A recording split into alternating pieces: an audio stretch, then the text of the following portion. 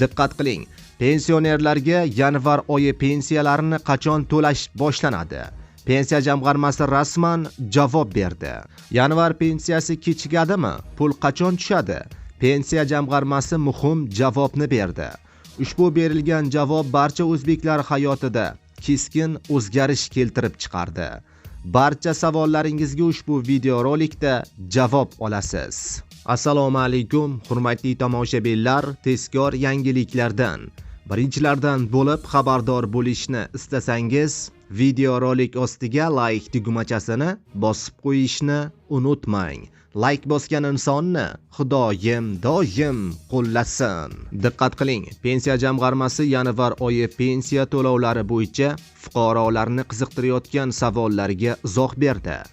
Amaldagi tartibga ko'ra, pensiya jamg'armasi har oy bank plastik karta orqali pensiyani oluvchilarga oyning 5-sanasiga qadar o'tkazib beradi.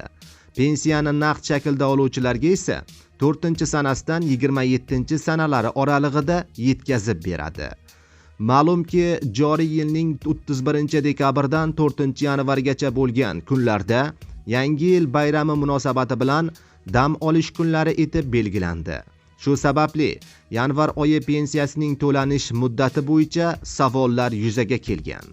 Pensiya jamg'armasining ma'lum qilishicha, pensiya to'lovlari har yili tasdiqlangan O'zbekiston Respublikasining davlat budjeti to'g'risidagi qonun asosida moliyalashtiriladi. 2026-yil uchun O'zbekiston Respublikasining davlat budjeti to'g'risidagi qonun bilan pensiya jamg'armasining 2026-yil uchun xarajatlari ham tasdiqlangan. Shundan kelib chiqqan holda yanvar oyi uchun pensiya to'lovlari bank plastik kartalari orqali oluvchi fuqarolarga 2026-yil 5-yanvardan boshlab yuklab berilishini ma'lum qilamiz. Shu kunlardan boshlab pensiya jamg'armasi tomonidan pensiyani yetkazib beruvchi tashkilotlarga ham mablag'lar moliyalashtiriladi.